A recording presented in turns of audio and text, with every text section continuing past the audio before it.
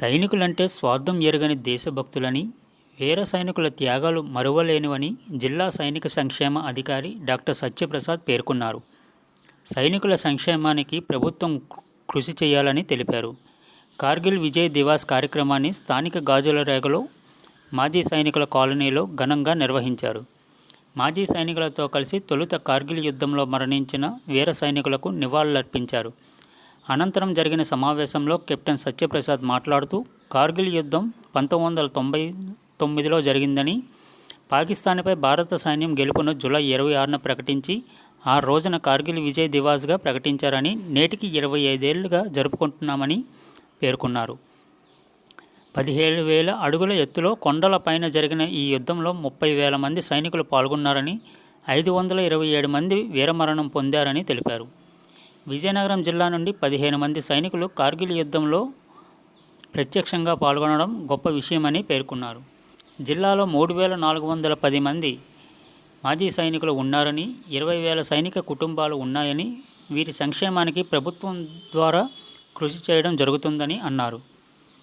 జిల్లా మాజీ సైనికుల సంక్షేమ అధ్యక్షులు ఈశ్వరరావు మాట్లాడుతూ, 2009లో 351 మంది మాజీ సైనికులకు గాజుల రేగలో 15 ఎకరాల కొండ పోరంబోకు స్థలం మంజూరు చేశారని, అయితే ఇప్పటి వరకు అది సబ్ డివిజన్ కాలేదని, ఇల్లు కట్టుకుందామని బ్యాంకులకు వెళితే రుణాలు ఇవ్వలేమని చెబుతున్నారని, అందువల్లనే ఏ ఒక్కరూ ఇల్లు కట్టుకోలేదని, భూ సమస్యను పరిష్కరించాలని కోరుతూ సైనిక సంక్షేమ అధికారి వినతి పత్రాన్ని అందజేశారు.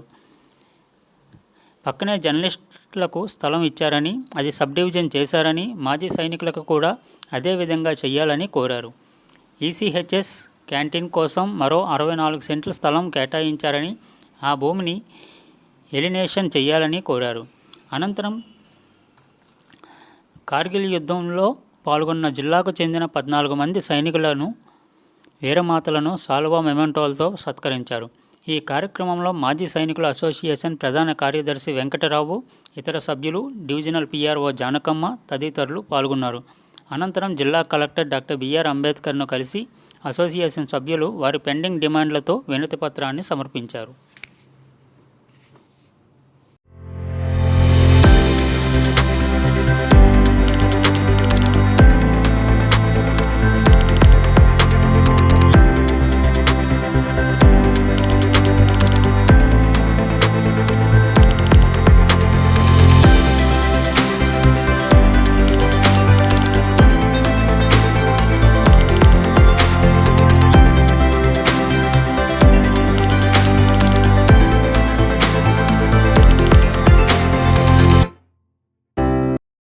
ముఖ్యంగా డిపిఆర్ఓ గారు వచ్చారు.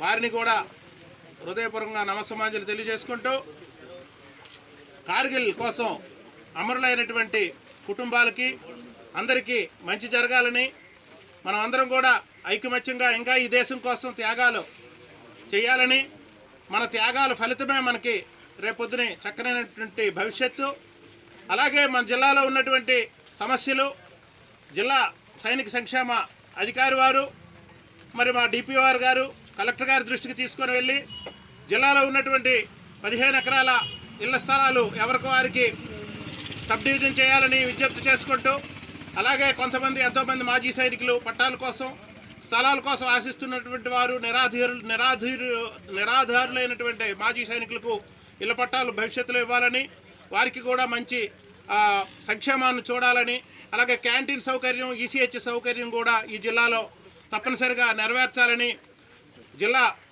సైనిక సంక్షేమ చైర్మన్ గారు కలెక్టర్ గారికి వినయపూర్వకంగా అభ్యర్థిస్తూ, వారు అంబేద్కర్ గారు చాలా మంచి స్వభావం ఉన్నటువంటి వ్యక్తి, ఈ జిల్లాకి మంచి సుపరిచితులు. సార్ 2009 ఆర్డీఓగా పార్తిపురం మన మాజీ సైనికుల పలు సమస్యల పట్ల ఆయన స్పందించి సమస్యలు పరిష్కరించినటువంటి మహానుభావుడు. ఈరోజు ఆయన మనకు జిల్లా కలెక్టర్గా రావడం చాలా సంతోషం.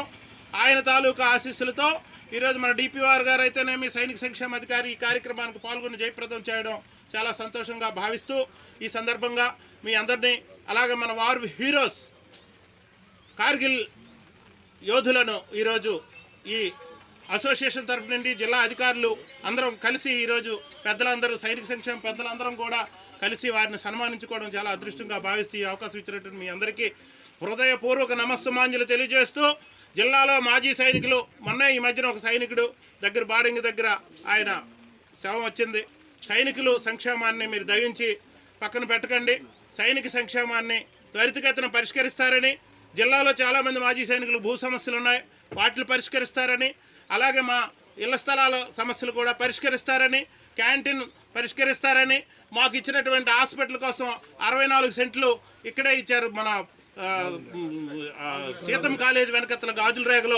ఆ సైట్ కూడా త్వరగా హాస్పిటల్ నిర్మాణం జరుగుతుందని, దానికి మీ తాలూకా పూర్తి ఎలినేషన్ ప్రపోజల్స్ మాకు ఇస్తే మేము కేంద్ర ప్రభుత్వం ద్వారా నిధులు సేకరించుకొని మా ఎంపీ గారి ద్వారా కేంద్ర ప్రభుత్వం ద్వారా మీ ద్వారా లెటర్ పంపించుకొని త్రూ ప్రాపర్ ఛానల్లో దాన్ని మనం సాధించుకుంటే ఈ సైనికుల కోసం మీరు చేసినటువంటి త్యాగం ఎంతంత కాదని మేమందరం సంతోషిస్తాము. ఇది నెరవేరుస్తారని హృదయపూర్వకంగా మరోసారి విజ్ఞప్తి చేసుకుంటూ కలెక్టర్ గారికి మనవి చేసుకుంటున్నాము.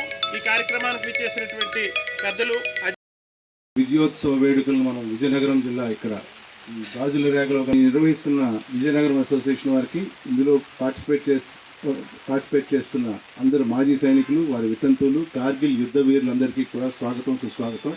కలెక్టర్ గారి తరఫున, డైరెక్టర్ సైనికుల గారి తరఫున సైనిక సంక్షేమ అధికారి నేను కెప్టెన్ సత్యప్రసాద్ మీ అందరికీ స్వాగతం పలుకుతున్నాను. మనం తెలుసుకోవాల్సి వివరిస్తాను. కార్గిల్ యుద్ధం 3rd May 1999లో స్టార్ట్ అయింది. అది 26 జూలై 1999లో ముగిసింది. ఆల్మోస్ట్ 2 నెలల 3 వారాల 2 రోజులు నడిచిన యుద్ధం ఇది.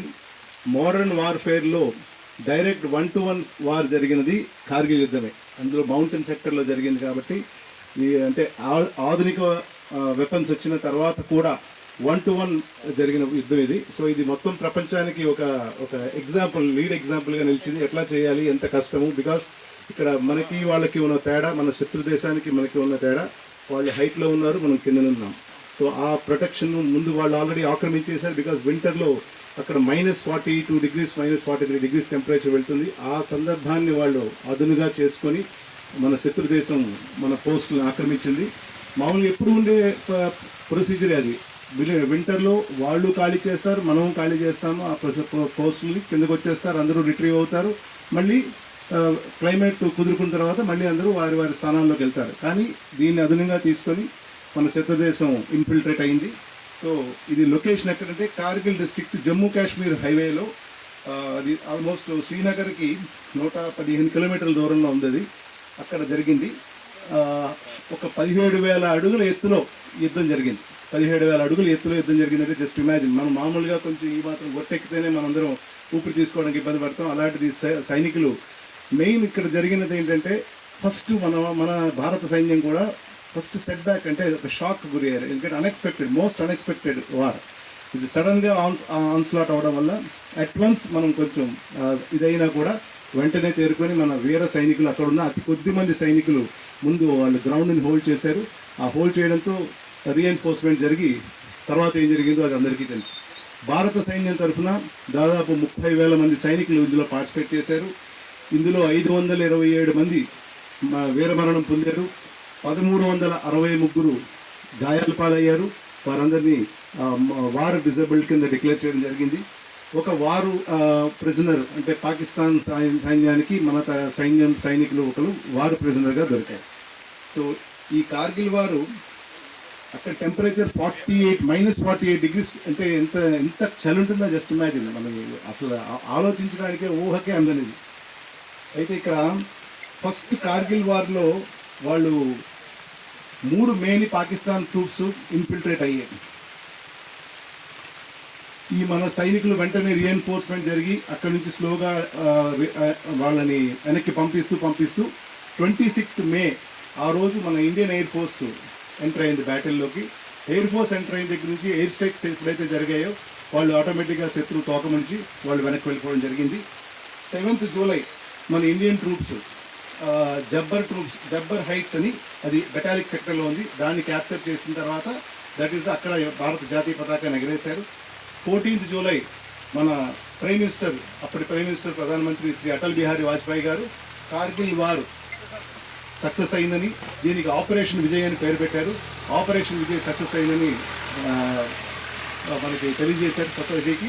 అండ్ 26th July కంప్లీట్గా కార్గిల్ వార్ ఎండ్ అయినట్టుగా డిక్లేర్ జరిగింది. ఆ సందర్భాన్ని పురస్కరించుకొని మనం 26 జూలైని ప్రతి సంవత్సరం కూడా కార్గిల్ విజయ్ దివస్గా జరుపుకుంటాం. దానిలో భాగంగానే ఈరోజు మనందరం సమావేశమయ్యాం. ఈ ఇయర్కి ప్రత్యేకత 20 సంవత్సరాలు పూర్తి చేసుకుంది. ఇందులో గొప్పతనం ఏంటంటే ఈ పర్టికులర్ వార్లో మన విజయనగరం జిల్లా నుంచి 15 మంది సైనికులు ప్రత్యక్షంగా పాల్గొన్నారు. పరోక్షంగా చాలామంది పాల్గొని ఉంటారు, ఆ ఏరియాలో ఉండే ట్రూప్స్, బ్యాకప్ ట్రూప్స్ అన్నీ కూడా. బట్ ప్రత్యక్షంగా పాల్గొన్న 15 మందిని ఈరోజు మనం ఇక్కడ ఈ ప్రాంగణానికి వాళ్ళందరినీ ఆహ్వానించాము. వాళ్ళు పెద్ద మనసుతో వచ్చారు.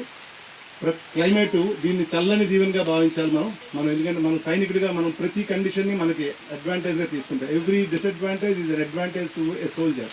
సో అది మనం గుర్తుపెట్టుకొని కలెక్టర్ గారు మా సదుద్దేశంతోనే వారు లేట్ అయిపోతున్నది కాబట్టి వీడియో కాన్ఫరెన్స్ ముగిలేదు, నేను రావడానికి లేట్ అయిపోతే వర్షం పెద్దదవుతుందని చెప్పి మన కార్యక్రమాన్ని స్టార్ట్ చేయమని చెప్పారు. ప్రొసీడ్ అవ్వమన్నారు. So we are proceeding as per the instruction of the collector. Right.